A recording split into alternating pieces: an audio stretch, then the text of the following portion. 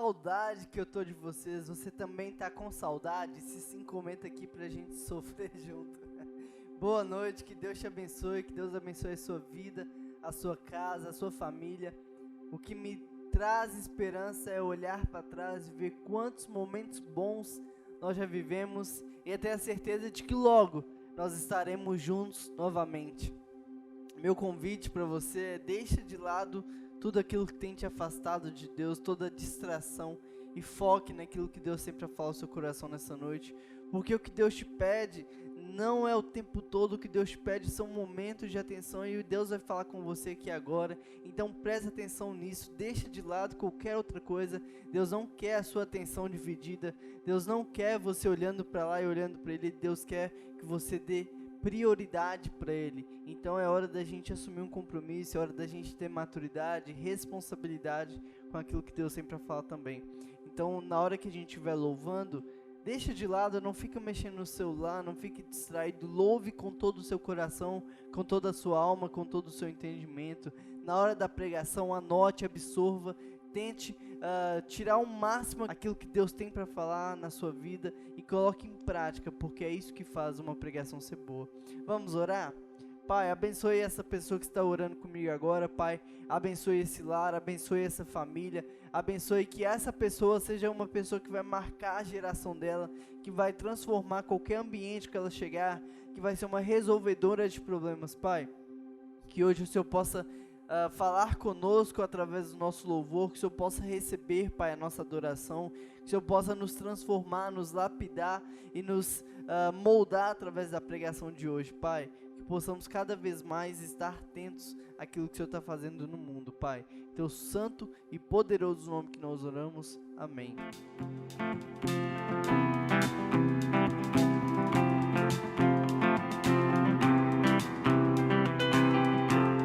As mãos que sustentam tudo seguram meu coração num carrossel de cores, no cinza em mim. Na tempestade eu encontrei os Teus olhos de paz e a Tua canção mais uma vez me fez dançar, me fez dançar. E a sua voz, e a sua voz, e a sua voz sopra a verdade sobre mim. E a sua voz, e a sua voz sopra a verdade sobre mim. E a sua voz me diz quem sou.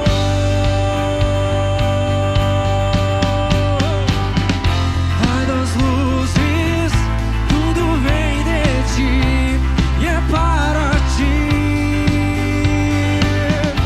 Lindo Criador, és todo amor, és todo amor. Pai das luzes, tudo vem de Ti e é para Ti. Lindo Criador, és todo amor, és todo amor. E as mãos que sustentam tudo seguram meu coração num carrossel de cores, no cinza em mim. E na tempestade eu encontrei os Teus olhos de paz e a Tua canção mais uma vez me fez dançar, me fez dançar.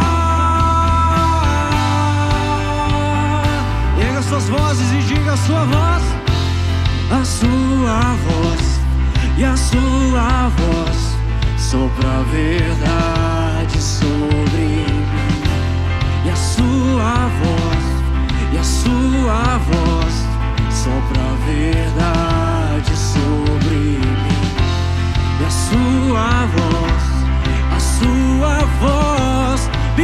diz quem sou.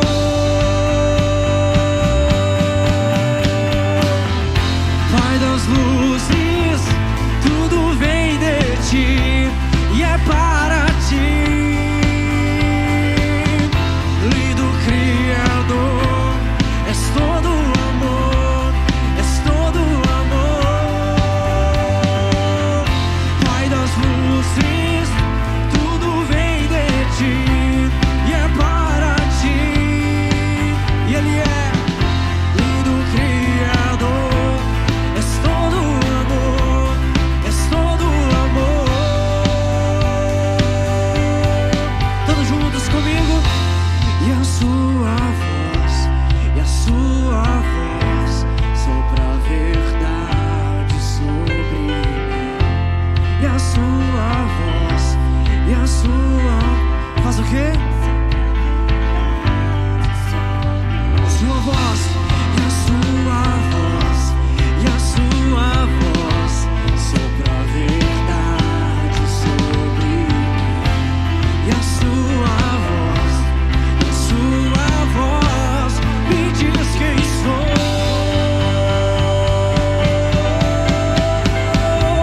Vai das luzes, tudo vem de ti e é para ti. E Ele é lindo Criador, és todo amor, és todo amor. Pai das luzes, tudo vem de ti e é para ti. Lindo Criador, és todo amor, és todo amor.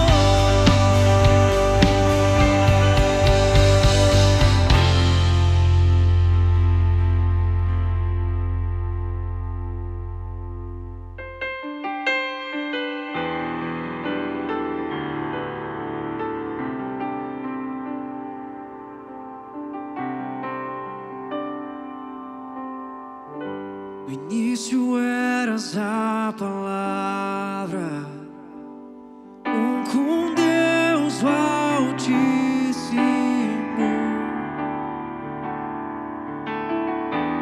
No mistério de tua glória, Cristo em ti se revelou. Oh, quão lindo esse nome é!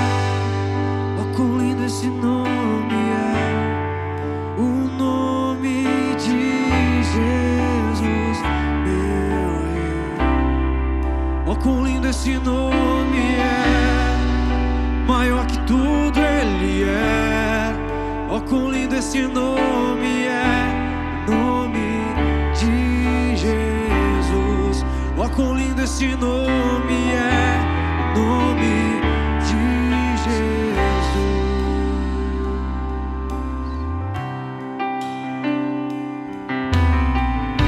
Deixou o céu para buscar-nos, veio pra nos resgatar. Esse amor infinito, oh, maior que o meu pecado.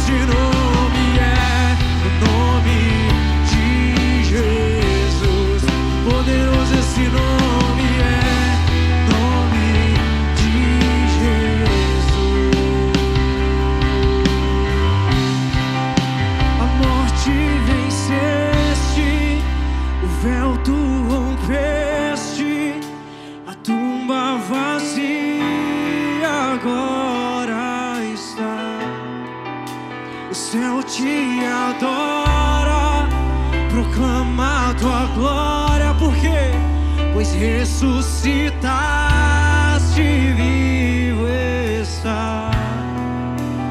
És invencível, inigualável,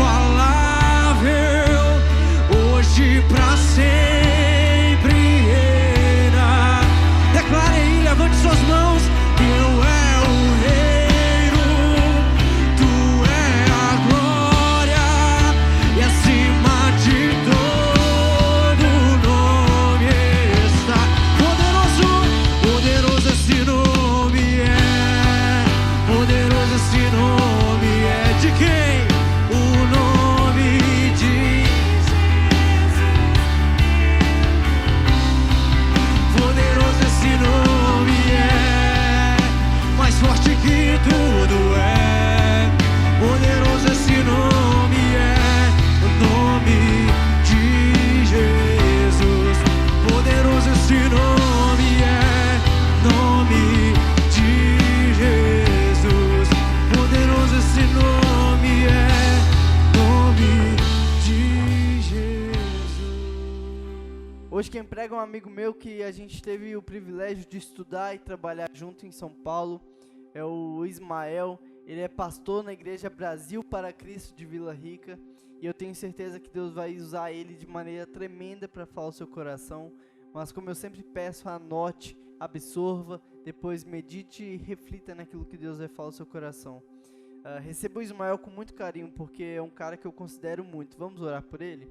Pai, obrigado pela vida do Ismael, da sua família, obrigado porque ele tão jovem, o Senhor já tem usado, já tem colocado ele onde o Senhor quer colocar. Obrigado por tudo que o Senhor tem feito na vida dele, Pai, que o Senhor possa usar ele de maneira tremenda para falar aos nossos corações, trazendo uma mensagem do Senhor, Pai. Que a gente não deixe essa mensagem cair no esquecimento, mas que a gente possa ir dormir durante a semana, refletir e meditar naquilo que o Senhor falou através da vida dele, Pai. Essa é a nossa oração. Muito obrigado. Em nome de Jesus. Amém.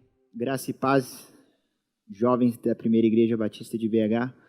É com uma grande alegria que eu posso estar aqui hoje, convidado pelo pastor Renan, anunciando as boas novas, partilhando deste momento de alegria, de comunhão com vocês. Que nós possamos ter este momento aqui para desfrutar um pouquinho mais da palavra e do conhecimento ao qual as Sagradas Escrituras sempre nos traz e revela sobre o nosso coração. Que seja um momento de conforto, de paz, de alegria, que seja um momento de alimentar um pouco mais a alma, para que então nós possamos viver as boas novas do Evangelho que Cristo tem preparado para nós. Eu trouxe uma mensagem hoje no Evangelho de Mateus, capítulo 9, no verso 9. Estarei lendo na Bíblia da versão A Mensagem, de Eugene Peterson. É apenas um verso. Irei querer me atentar neste verso, ao qual é um dos chamados de Jesus a um de seus discípulos, a um homem ao qual iria segui-lo, iria ouvir os seus ensinamentos, aprender como ele vivia e fazia, para que então pudesse colocar sobre a sua vida e sobre a sua prática aquilo que ele sempre ouviu de Cristo, aquilo que ele sempre ouviu do Mestre. No capítulo 9, verso 9 de Mateus, vai dizer assim: enquanto caminhava, Jesus avistou um cobrador de impostos. Seu nome era Mateus. Jesus o convidou: venha comigo. Mateus levantou-se e passou a segui-lo. Simplesmente este verso. Neste momento eu peço que você curve a sua cabeça, façamos uma oração, para que assim Deus possa abrir o nosso coração, que nós possamos estar suscetível à mensagem dele e bem prontos para acatá-la, para ouvi-la e colocar dentro de nós e deixar ela frutificar, deixar ela florescer. Façamos essa oração. Deus, graças te damos pela tua misericórdia, por tudo que tens feito e tudo que tem nos dado. A alegria, a fortaleza que tem construído sobre nossos corações durante esses tempos de dificuldade, durante esses tempos de total exclusão, o Senhor tem nos mostrado uma comunhão perfeita, uma união perfeita entre o Pai, o Filho e o Espírito Santo, que nos chama também para participar dela. Muito obrigado pela provisão, por tudo que tem dado, tudo que tem feito e até aqui nos fortalecido, mesmo nós sendo falhos, fracos e pecadores.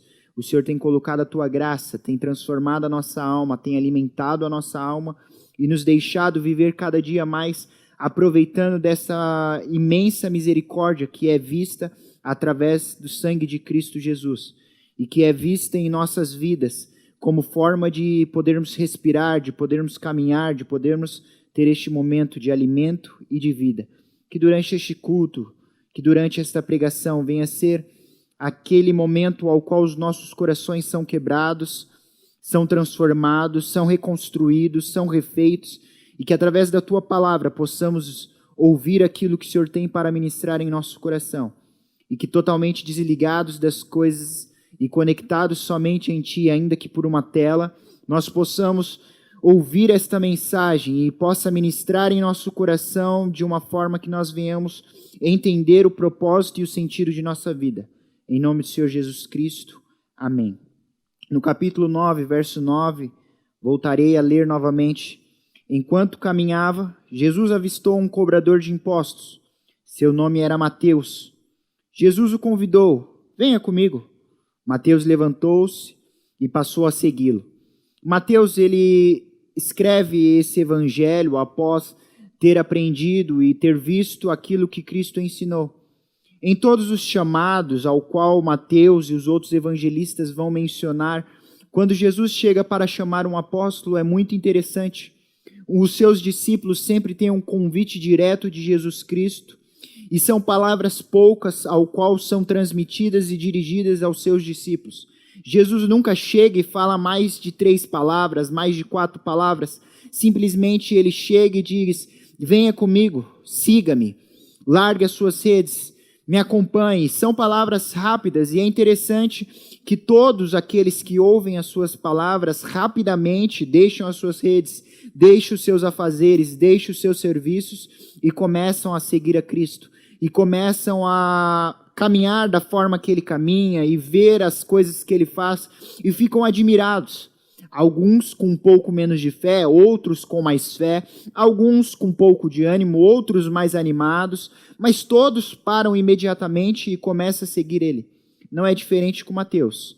Mateus, sendo ele cobrador de impostos, sentado na mesa ao qual coletava o dinheiro dos demais judeus para o Império Romano, vê Jesus Cristo, certo dia, caminhando, ao qual para, direciona os olhos para ele e diz: venha, siga-me.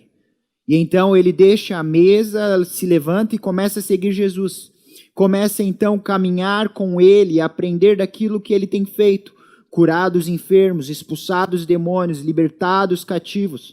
E tem feito isso de uma forma eficaz e totalmente profunda, a ponto de seus discípulos olharem para ele e dizer: realmente este é o Cristo. Este é o Filho do Deus vivo, este é aquele quem faz e que transforma as vidas, este é o prometido ao qual viria e transformaria Israel, ao qual iria juntar novamente o povo de Israel, e não somente o povo de Israel, mas todas as nações. Este é o prometido que iria mudar o mundo. Mateus, o cobrador de impostos, não era bem visto naquela época por todos os que estavam ao seu redor. Só para explicar um pouquinho da história de Mateus, Mateus ele era o cobrador de impostos. Mas o que isso tem de tão ruim, cobrar o imposto, cobrar as taxas para o Império Romano? Essa função, assim que o Império Romano chegou na cidade de Israel, ali na localidade onde eles estavam, e tomou Israel, então eles colocaram as práticas deles, eles colocaram os costumes deles, e ninguém poderia ser livre, ter comércio ou qualquer outra coisa, se não pagasse imposto para os romanos. Então eles pegam israelitas, pessoas da nação de Israel, e faz com que estas pessoas comecem a cobrar o imposto do seu próprio povo por um salário, por um ganho.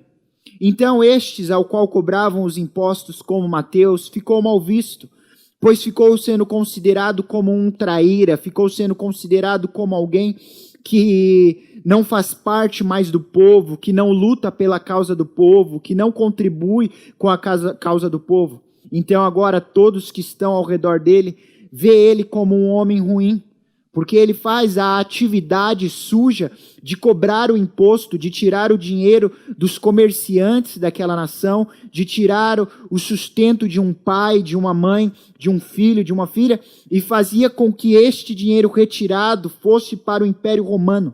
Então todos que viam Mateus não considerava ele uma boa coisa. Não considerava ele alguém ao qual pudesse chegar e pudesse chamar para conviver, para comer. Não fazia com que ele fosse bem tratado. Não considerava ele um amigo. Mateus, sentado, cobrando o imposto, é visto por Jesus e a visão que Jesus tem dele é totalmente diferente. Enquanto muitos excluíam, enquanto muitos deixavam de lado, enquanto muitos viam Mateus e diziam: este é um traidor da nação, este é alguém que está prosperando a vida dos romanos e está tirando de seu próprio povo, Jesus olhou para ele e disse: siga-me. E então Mateus deixa aquela função dele, ao qual era uma função que deixava ele em um estado bem posicionado, ao qual deixava ele em um estado de ter a proporção de uma boa quantidade de dinheiro entrando para o seu bolso, para manter uma casa, para manter uma refeição, uma alimentação de um alto nível. Porém, Mateus não considera isso. Ele abandona a mesa, olha para Cristo e começa a segui-lo.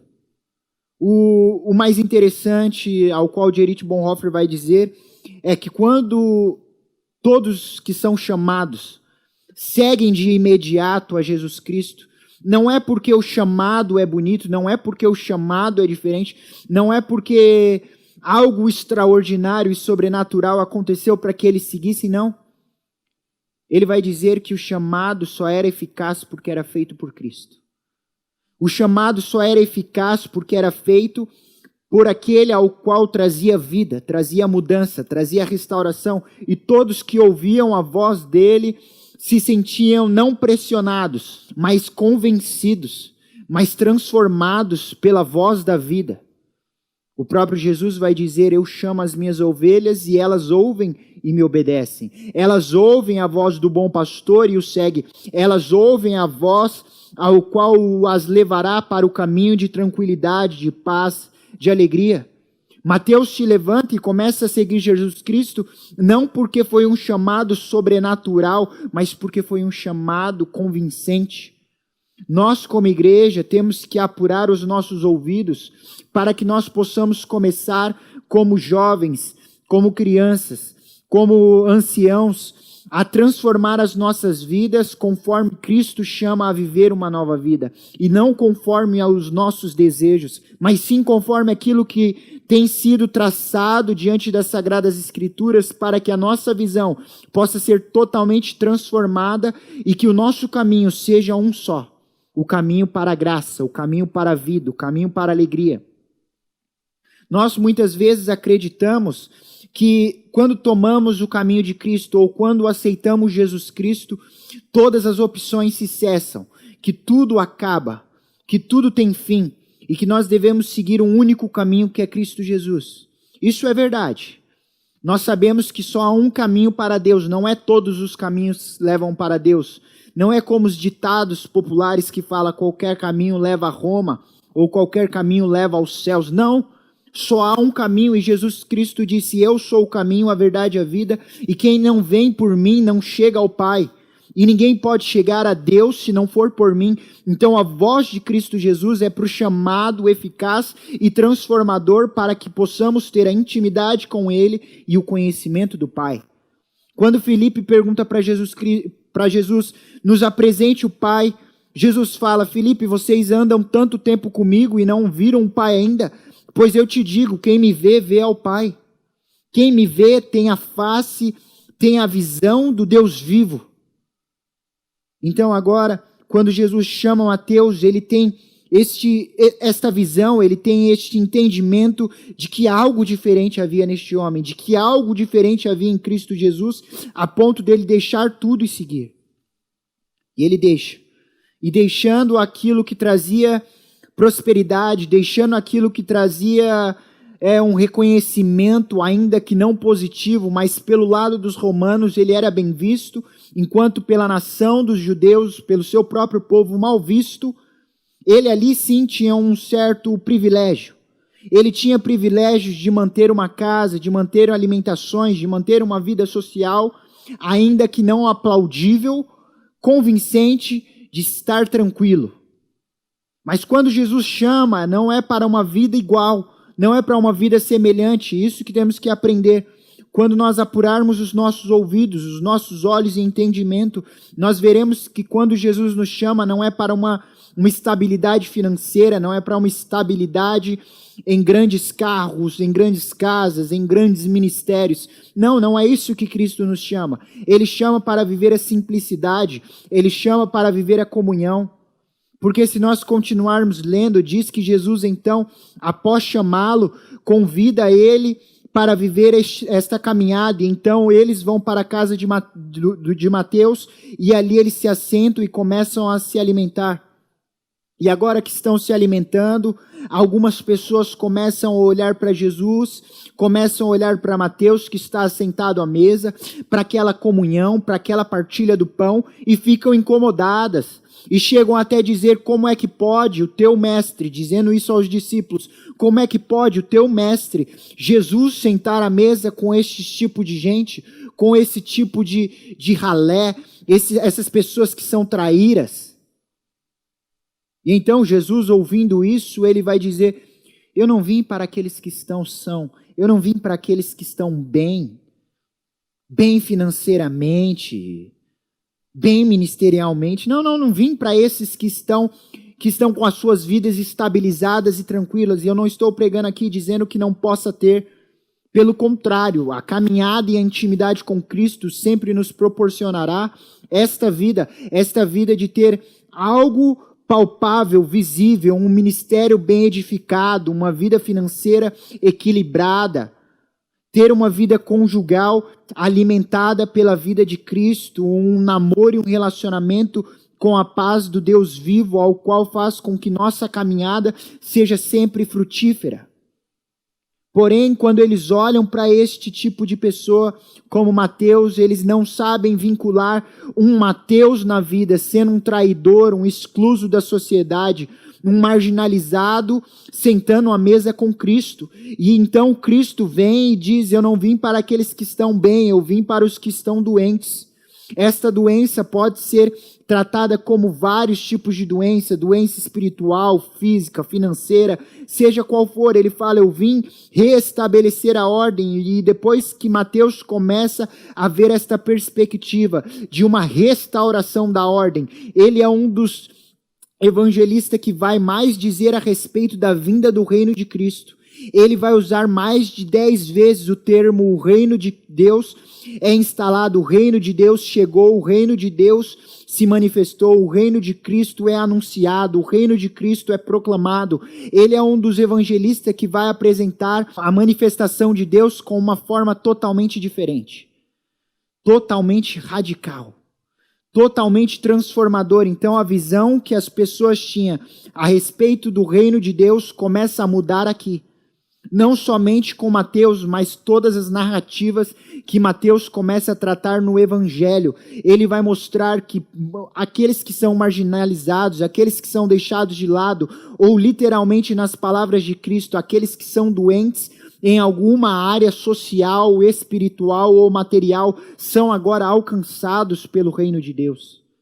Mateus, ele tem esse vislumbre de que aquilo que estava acontecendo na terra não era mais natural, não era mais normal, era algo sobrenatural, era algo restaurador que vinha tirar toda a maldade, tirar toda a raiz de escravidão, da dor e da doença e colocar uma semente da felicidade, uma semente da esperança.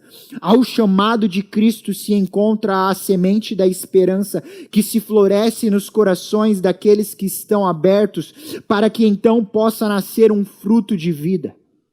Não podemos ouvir a voz de Cristo dizendo: vinde a mim, todos vós cansados e oprimidos, e quando chegarmos em Cristo, continuarmos cansados e oprimidos.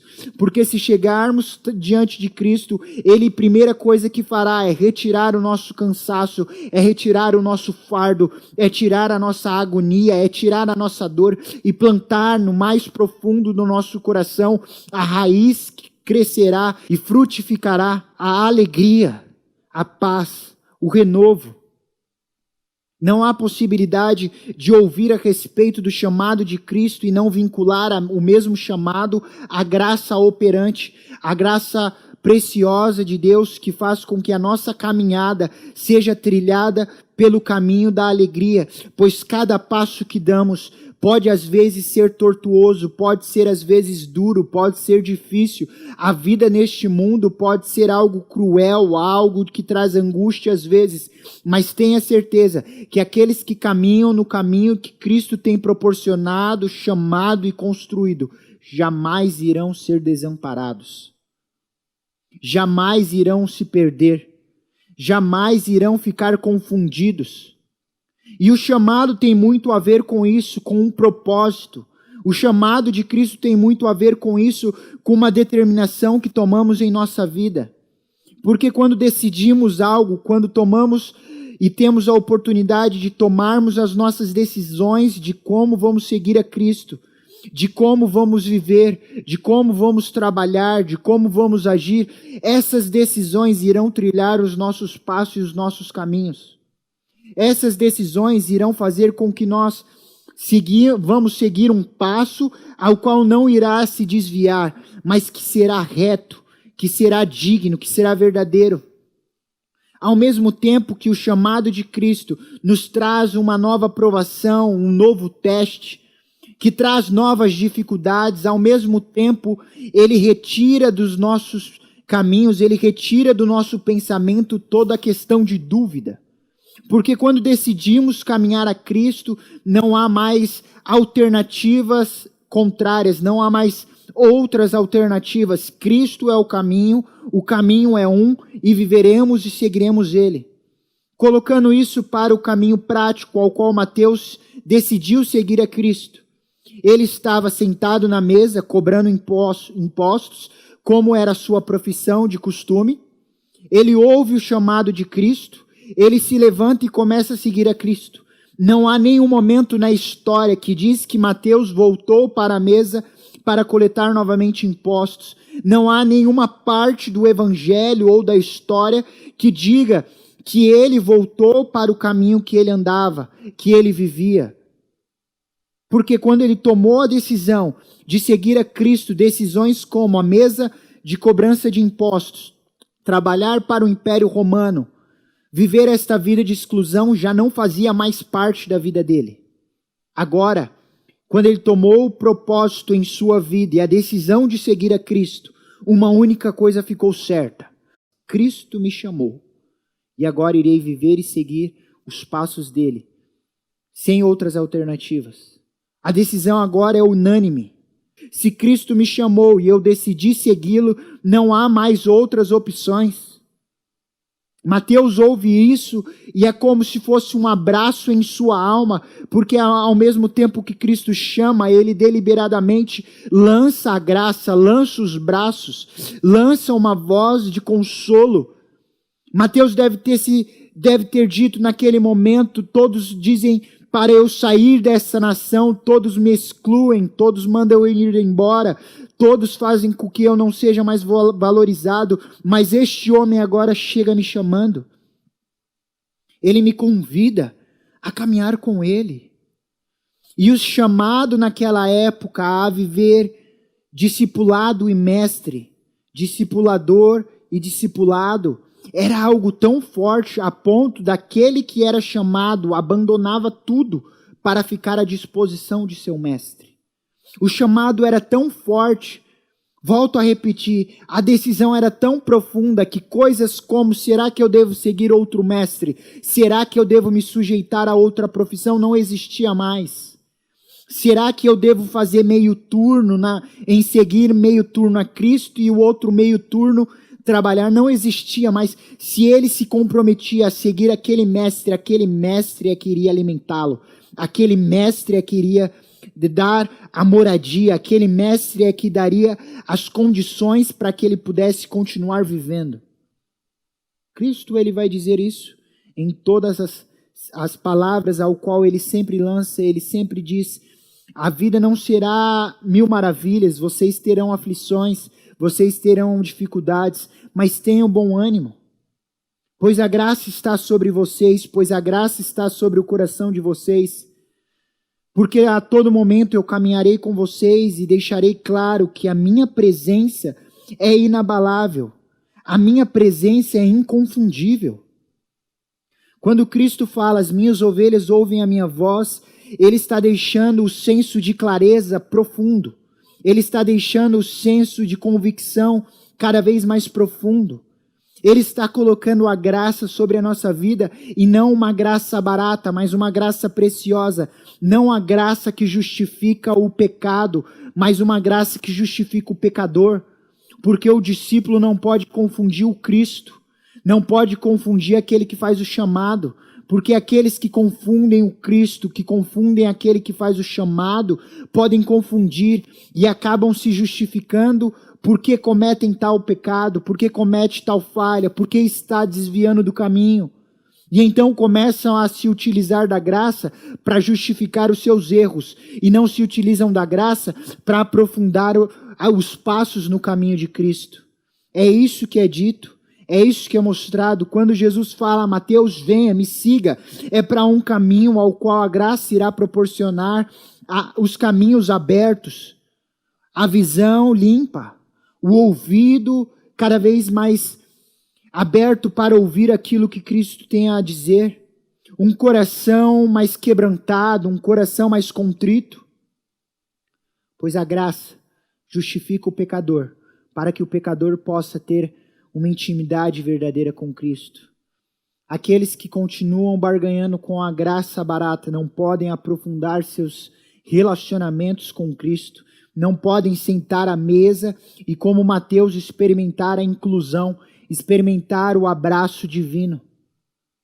Muitos querem o caminho de Cristo, mas não querem abdicar de seus erros.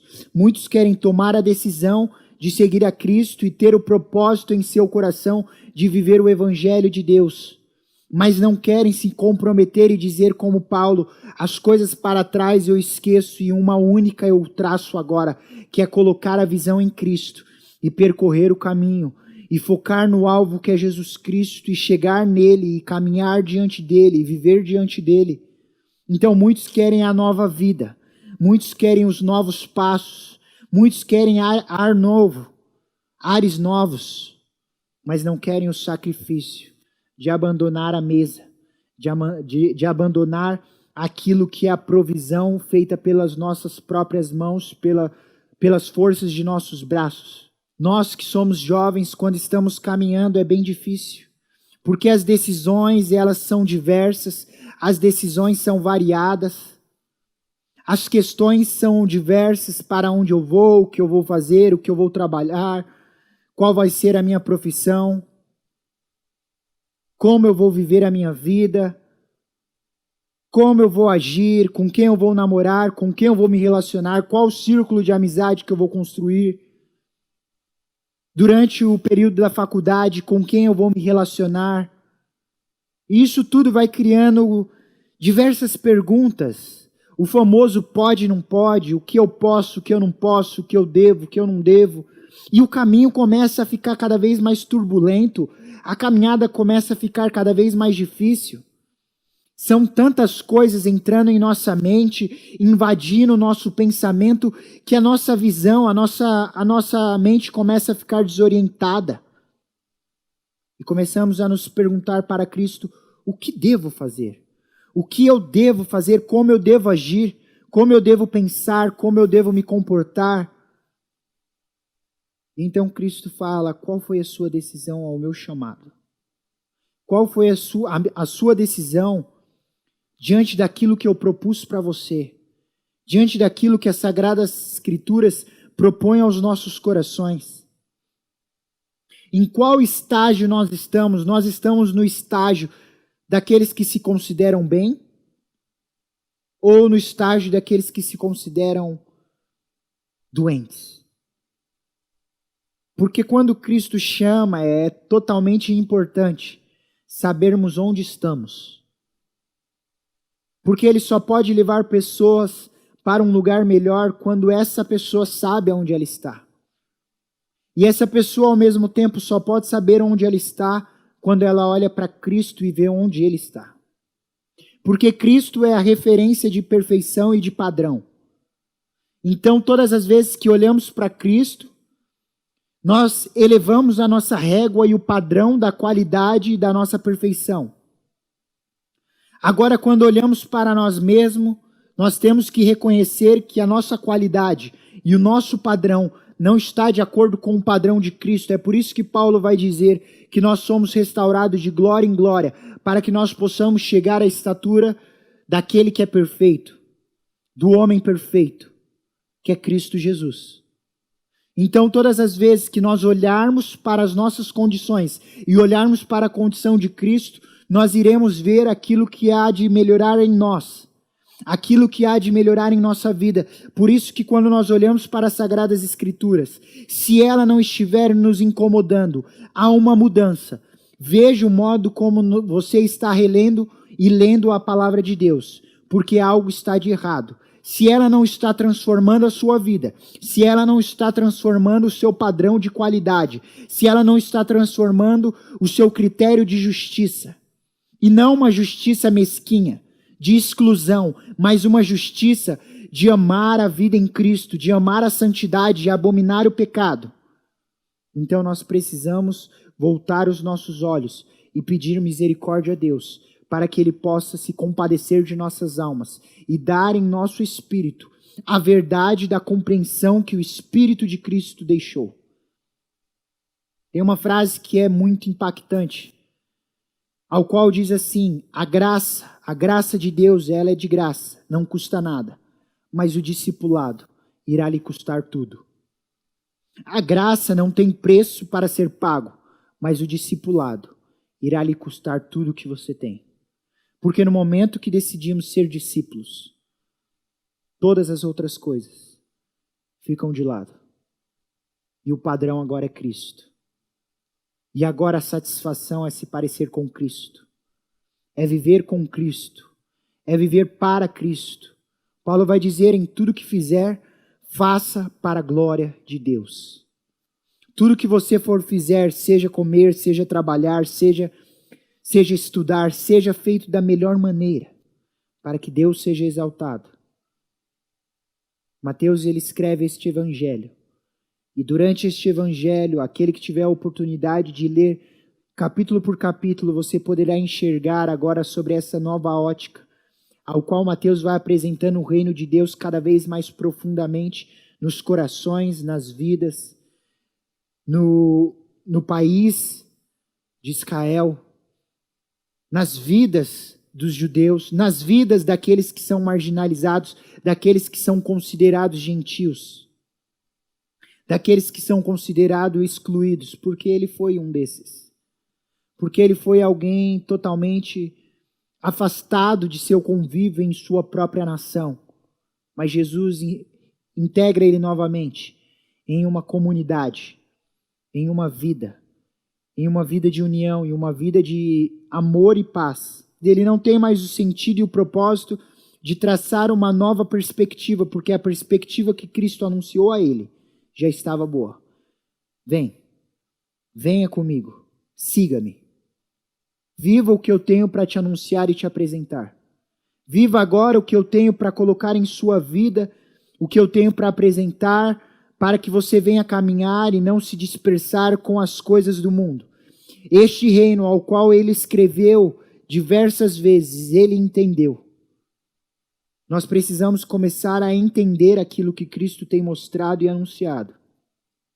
Porque a grande diferença entre se dizer que é discípulo e viver o discipulado é a maneira como agimos.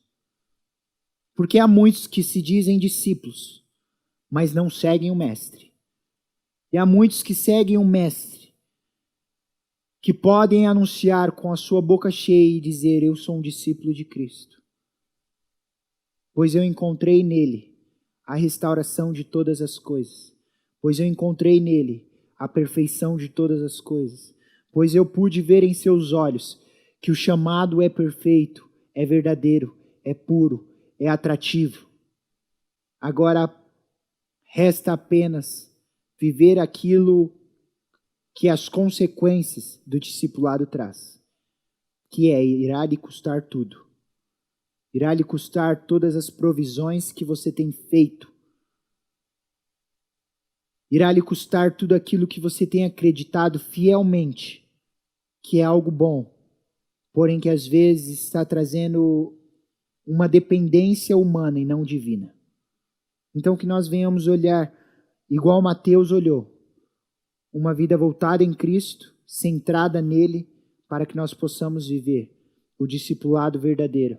Que quando decidirmos seguir a Cristo, em todas as áreas de nossas vidas, venha refletir a glória dele e não a nossa. Que nós venhamos diminuir e que nós venhamos olhar o padrão da perfeição e venhamos dizer, é lá que eu quero chegar. É esse padrão que eu quero traçar em minha vida. É isso que eu quero que as pessoas vejam em mim. É isso que eu quero que as pessoas possam entender que eu tenho para oferecer. Porque eu estou caminhando com Cristo e me alimentando dele. E agora eu posso, como um discípulo, apresentar o Mestre. Apresentar este Mestre que não quer se assentar à mesa comigo para me ensinar lições morais, mas que quer se assentar à mesa comigo porque quer ensinar sobre a intimidade, que quer ensinar sobre a comunhão, que quer ensinar sobre o acolhimento, que é isso que devemos fazer durante esta época. Entender o nosso chamado de acolher aqueles que estão necessitados, aqueles que estão sofrendo em suas casas, sozinhos, aqueles que estão totalmente afastados e marginalizados. É este que devemos alcançar, pois Cristo veio para eles. E a mesma graça que é anunciada em nossa vida e a cura que é trazida para os nossos corações, que também possa ser a mesma cura que nós venhamos levar para o nosso próximo. E que o nosso chamado, que a nossa vida de profundeza na intimidade que Cristo revela para nós, que cada vez venhamos entrar mais para dentro daquilo que Cristo tem aberto, para que nós possamos compreender aquilo que Ele tem nos mostrado, tanto na Bíblia, tanto ao nosso redor, vidas que precisam ser alcançadas, vidas que precisam ser alimentadas. Ao mesmo tempo, ao nosso redor, tem pessoas que nos alimentam, tem pessoas que nos fortalecem, tem pessoas que nos amparam, e que nós possamos estar aberto para tudo isso, porque o caminhado do discipulado traz todas essas oportunidades. Jesus não exclui a alegria. Jesus não exclui do seu chamado e do discipulado a paz, mas na verdade ele põe a verdadeira paz. Pois enquanto estávamos no mundo e enquanto estivermos no mundo, a paz que temos é passageira. A paz que temos é duvidosa, mas quando estamos em Cristo e no discipulado, o caminho é garantido e certo. O caminho é garantido e certo, de que estamos no lugar certo, na hora certa e no caminho certo.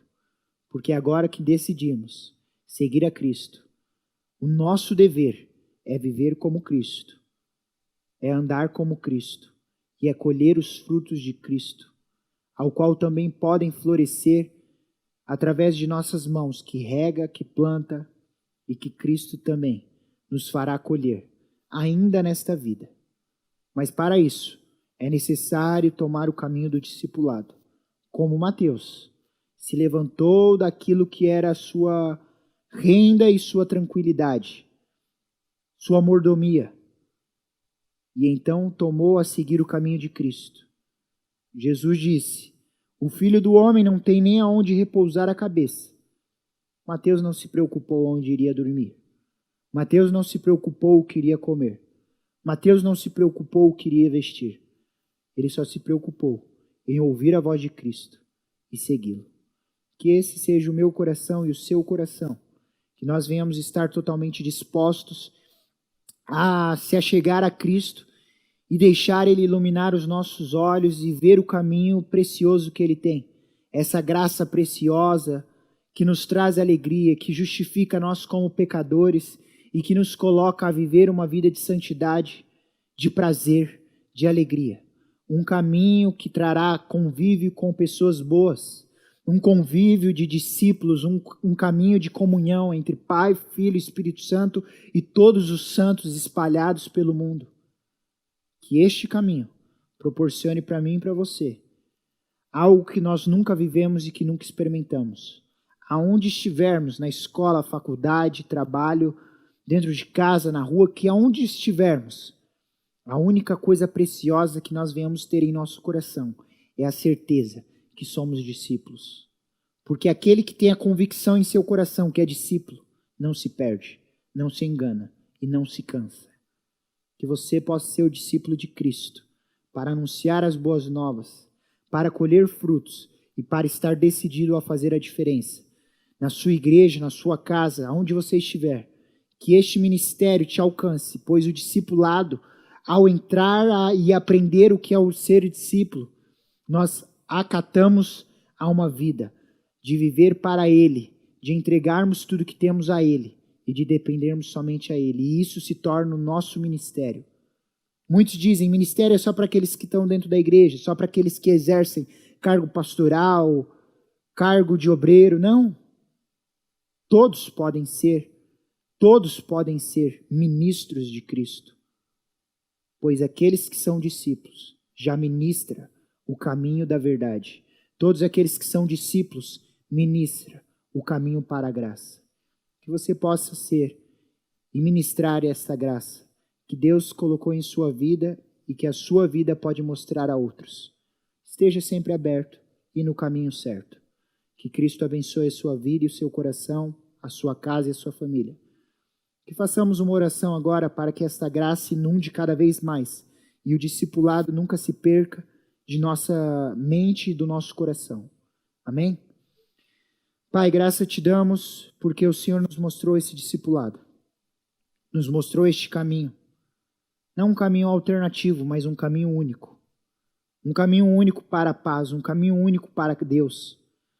Um caminho único para a tranquilidade de alma, a tranquilidade de mente, a tranquilidade em tudo que formos tomar como decisão, porque sabemos que a decisão perfeita já foi tomada. Te seguir. Viver para ti. Obrigado, Jesus Cristo, porque em nada iremos nos perder, em nada iremos nos confundir, porque o Senhor é a nossa voz, o Senhor é a nossa riqueza, o Senhor é a nossa força. E em tudo que fazemos, em tudo que vivemos, o Senhor seja mais do que exaltado, o Senhor seja mais que glorificado. Em nome de Jesus, amém e amém. Glória a Deus, que bênção, que bênção. Se você gostou, eu peço que você comente, que você compartilhe, que você curta esse vídeo para nos ajudar a identificar se tem sido bom. E eu peço que você se inscreva no nosso canal também, se você não é inscrito. Nós temos várias mensagens aqui no nosso canal. Se você quiser, você pode tentar assistir uma por dia, fazer suas anotações, fazer seu devocional.